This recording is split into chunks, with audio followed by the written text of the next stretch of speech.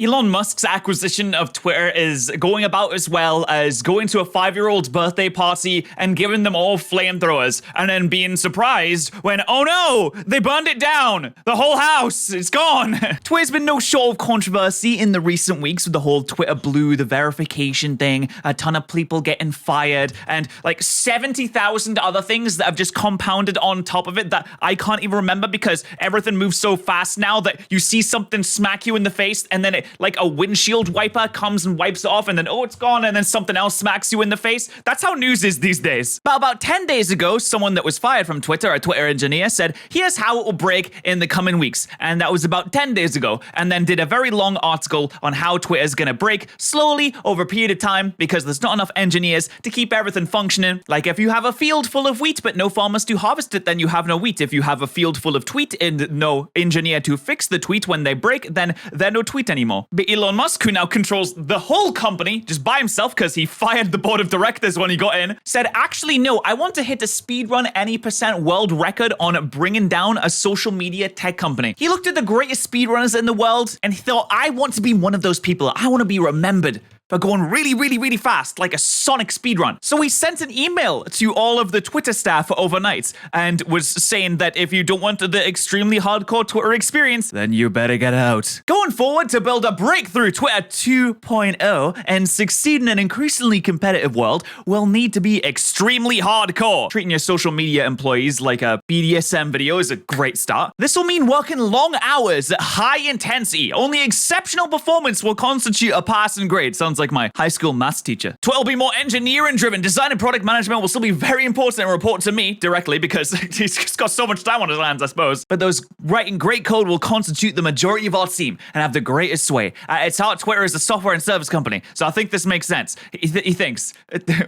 Who knows? He thinks it makes sense. If you're sure you want to be a part of a new Twitter, please click yes on the link below, which could, take you to a Trojan horse. Who knows what he's doing these days? And anyone who's not done so by 5 p.m. gets 3 months severance over the holiday period if you don't want to sign up to the extremely hardcore new version of Twitter 2.0, where you'll have to work even harder for longer hours for presumably not really much more benefits. Or alternatively, you could just get 3 months severance and have a little bit of a holiday over Christmas while you try and find a new job at a company that maybe actually values what you do for them. And bearing in mind, this was after cutting 75% of Twitter's workforce. Which, to be fair, okay, tech companies, they can be a bit bloated. There's a lot of people that work at tech companies, they come in and they make like a TikTok that gets like 3 views, and then they go home and they're like, yes, I did it. I did a hard day's work today. So maybe there's a little bit of redundancy at Twitter that you could cut. But I don't know if there's 75% of redundancy, and then after that, saying, hey, everybody else, if you want to quit and get lots of money and a 3-month break, then that's totally okay. And also have a better boss when you find a new job, that's fine. How much redundancy are you really cutting here? Oh, also, they closed all of the office buildings and our employees just resigned en masse. Also, the only way to keep your job was to select yes on a Google form.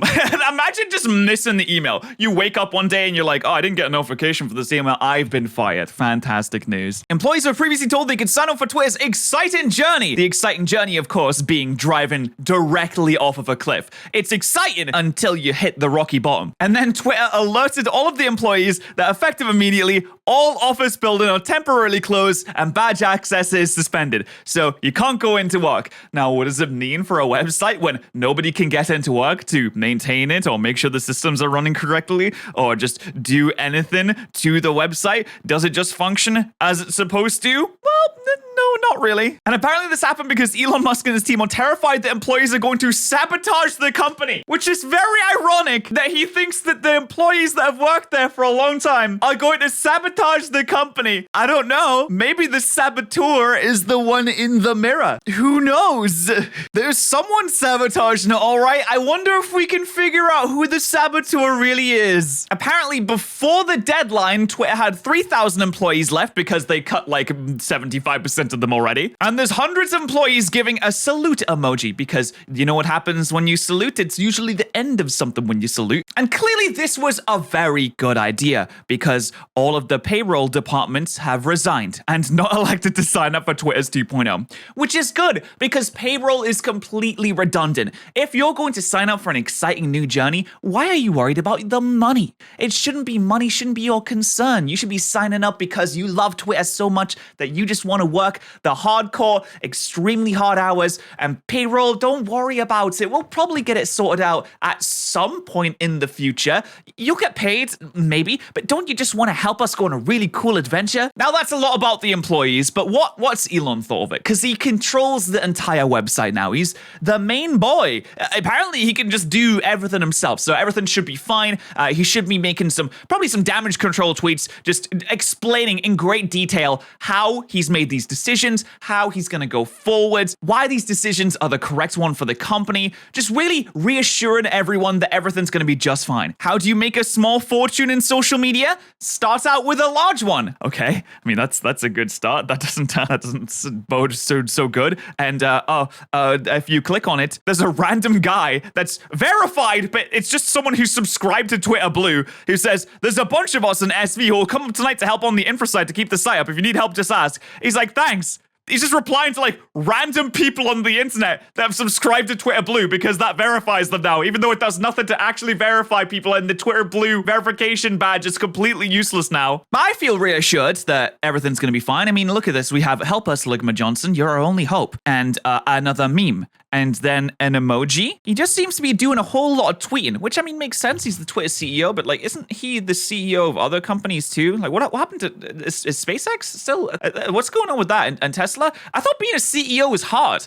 How does he have time to just tweet memes all day and sarcastically reply to AOC? But it's okay because he also says the best people are staying. He's not super worried. So, I mean, that's good, right? The best people are staying. Except it's also possible that the people are staying are the people that are on work visas. And if they were to quit or resign at this point, then they would be deported or something along those lines. I don't know. I don't know how work visas work exactly, but you may be coercing them to stay because the alternative is that you get booted out of the entire country if you have to resign. So you are put in a position where you have to stay for the hardcore, exciting, long hours and hard work where exceptional performance is a passing grade, because otherwise you just get booted out of the country. So I guess they're probably really good though. They say people work really well under pressure, and there's nothing more pressurizing than having your living situation completely upturned and taken away from you. That's a lot of pressure. But I do think it's a shame what's happening to it, because Twitter used to be fun and now it's just not fun anymore, and everything is kind of being turned up on its head. Normal folk are getting suppressed in the algorithm because they want to promote the paid members instead, which is just a form of shadow banning people that don't want to